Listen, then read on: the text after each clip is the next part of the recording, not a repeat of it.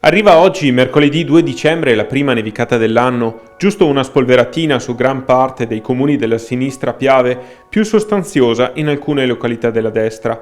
Mezzi spargisale in azione nelle zone collinari a Maser, a Cavaso e ad Asolo già da questa mattina, neve anche su Pederobba e Valdobbiadene, più intensa sul Tomba e sul Cesena.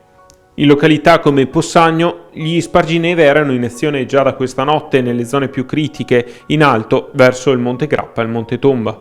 Quantità abbondanti anche a Monfumo, dove è attivo anche lo spazzaneve a causa di un deposito più consistente sulla strada. Qualche rallentamento per paura di sbandare e alcune auto accostate per mettere le catene, ma ancora nessun disagio per la prima precipitazione dell'anno.